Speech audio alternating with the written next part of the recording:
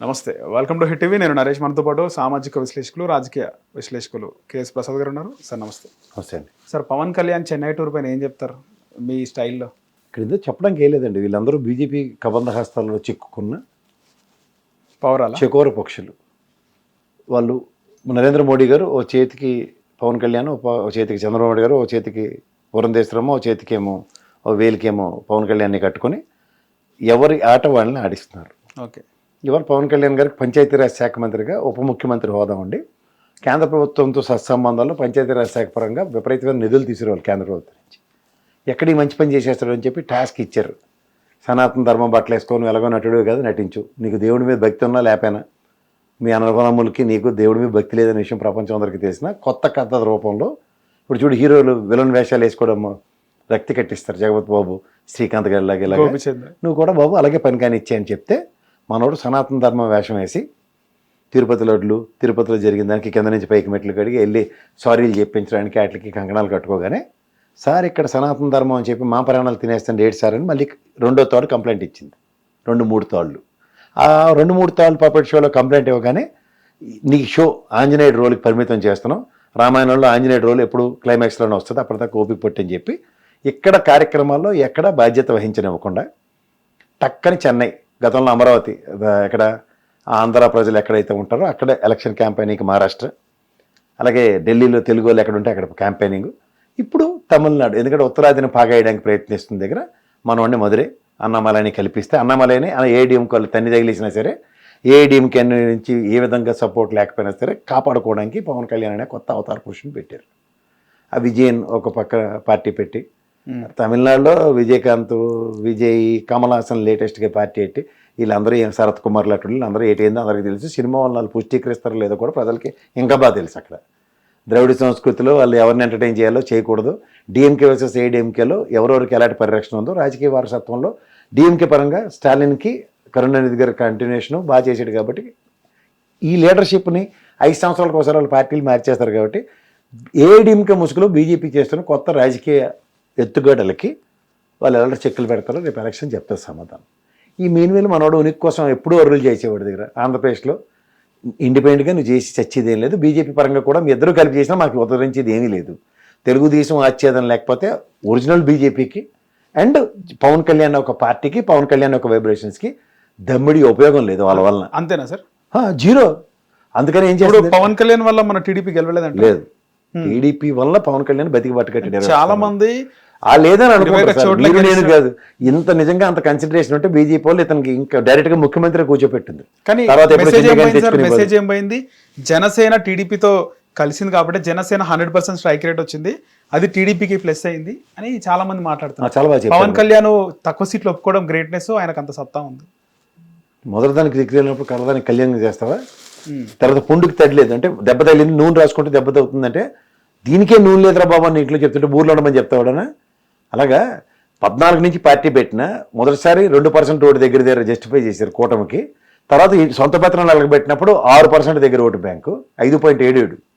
మూడోసారి పార్టీతో కలిపి వెళ్ళినప్పుడు 6.1% జస్టిఫై అయింది ఎలక్షన్స్లో.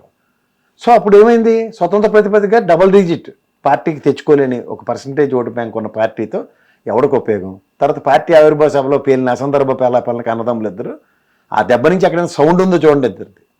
తెలుగుదేశం పరంగా ఎలాంటి ఫుడ్ డౌన్ చేసి కూర్చోబెట్టారు. ఇప్పుడు మళ్ళీ బీజేపీ ఏం చేస్తుంది, నీకు పంచాయతీరాజ్ శాఖ ఇస్తే మా అనుగుణంగా ఏది మన పార్సాద్ గారు చూడండి కర్నూలులో ఎస్సీ సర్పంచ్ కింద నిలబడి పైకి రావద్దు. ఏం సార్ ఆ వివక్ష? ఏం సార్ ఇది ఒరిజినల్ బీజేపీ వివక్షకి ఆద్యం. అంతే చూడండి పవన్ కళ్యాణ్ గారు అక్కడ లోకల్లో నగర బహిష్కరణ ఎస్సీ ఎస్టీ వాళ్ళ దగ్గర రానేమో ఎన్ని చేసినా సరే పిఠాపురంలో వెళ్ళాడా మనోడు, కనీసం మాట్లాడాడు ఇప్పటిదాకా. Guide lines of BJP. వాళ్ళు కూడా ఓట్లు వేసినారు కదా సార్. సార్ ఇవన్నీ మన ఇద్దరం కూర్చొని మాట్లాడుకోవడం బాగుంటాయి, కానీ ఒరిజినల్ ఐడియాలజీ ఏంటి? ఐడియాలజీలో సింక్ అవ్వాలి అంటే నా పనులు నువ్వు చేయాలి. అందుకని నీకు సనాతన ధర్మం అని ఒక కొత్త నటనా చాతుర్యం ప్రదర్శించడానికి ఇచ్చిన అవకాశం. ఇది పెట్టుకుని తమిళనాడు పో, మధురై వెళ్ళు, అక్కడ వాళ్ళందరికీ సనాతన ధర్మం ఏదో వచ్చి నీకు తమిళ వచ్చి కాబట్టి 4 ఓదరగొట్టి మాదరగొట్టి తెలుగు ఓట్లు ఏమైనా పడతాయేమో ప్రయత్నిస్తారు. వాళ్ళ కర్రు కాల్చి వాత పెడతారు. రజనీకాంత్ లాంటి భయం పడిపోయి పార్టీ పెట్టలే. కమల్ హాసన్ గారి ముట్టుగా నున్నగా గడగడ గుండె గించి కూర్చోబెట్టారు మన ఎలక్షన్లో.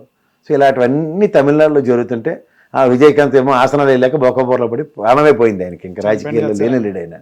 ఈ మన ఆయన శరత్ కుమార్ పరిస్థితి ఏదో చూస్తున్నాం, బిక్కులాడుకున్నాం. ఇప్పుడు విజయ్ కొత్తగా పార్టీ పెట్టాడు, ఏం చూపిస్తారు సినిమా 2 రోజులు అయితే తెలుస్తుంది.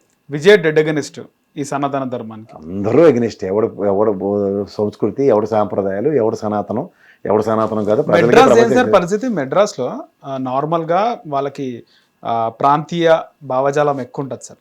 వాళ్ళ లాంగ్వేజే కనబడాల రోడ్ల పైన, అదర్ దెన్ తమిళ్ వేరే లాంగ్వేజ్ కనబడదు, ఇంగ్లీష్ ఎక్కడ. అలాంటి తమిళులు ఎందుకు ఈ సనాతన ధర్మం అంటే హిందూస్ చాలా మంది ఉంటారు తమిళనాడులో, ఎందుకు బీజేపీకి అక్కడ ఖాతా ఉండదు? ఇప్పుడు ఎవరు సనాతన ధర్మాన్ని ఎవరు అగౌరవపరిచే పరిస్థితి లేవు కదా సార్.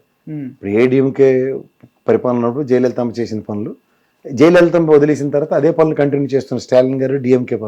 ఏ రోజు అక్కడ సనాతన ధర్మాలు కానీ వాళ్ళకి ఒక పద్ధతి ప్రకారంగా నడుచుకునే సాంప్రదాయాలకి గౌరవాలు విలువలు ఇవ్వకుండా ఏ రోజు ఏ తమిళనాడు ప్రభుత్వం కండక్ట్ కాలేదు. ఓకే, గౌరవం ఇస్తుంది అందరూ. సో అక్కడ కామరాజ్ గారు లాంటి వాళ్ళు వీళ్ళందరూ, అతిరథ మహారాజులు అందరూ, ఎంజీఆర్ గారు, ఇలాంటి వాళ్ళందరినీ చూసాం కదా మనం.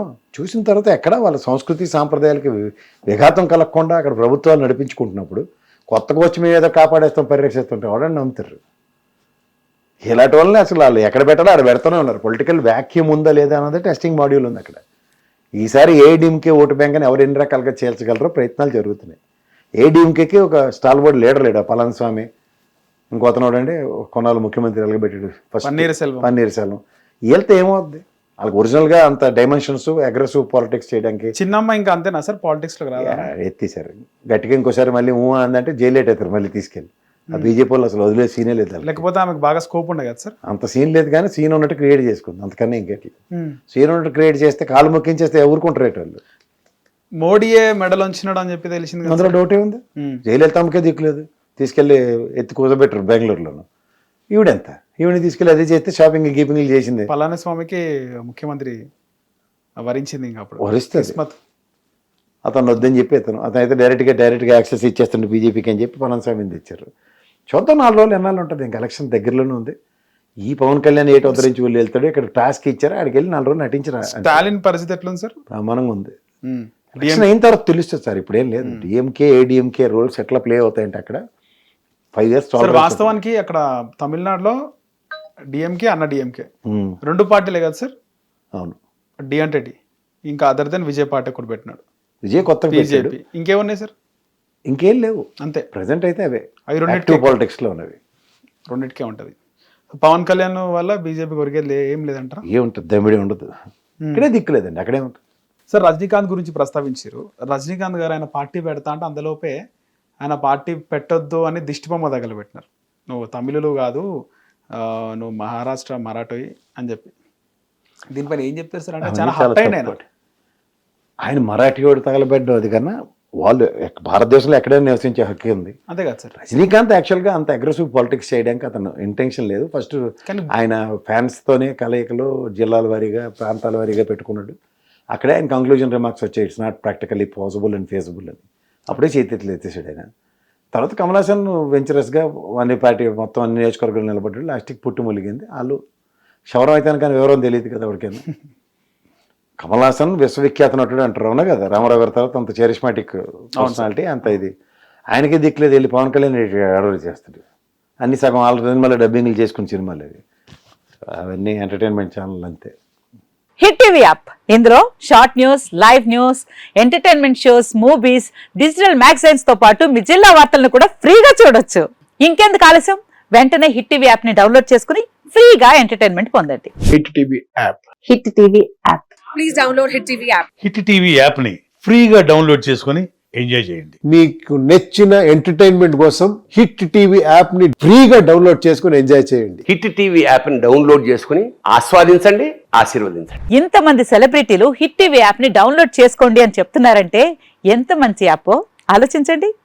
అమెరికా అమెరికా అమెరికా అమెరికాలో చదవాలనుకునే వాళ్ళకి విశ్వసనీయమైన పేరు మన శౌర్య కన్సల్టెన్సీ.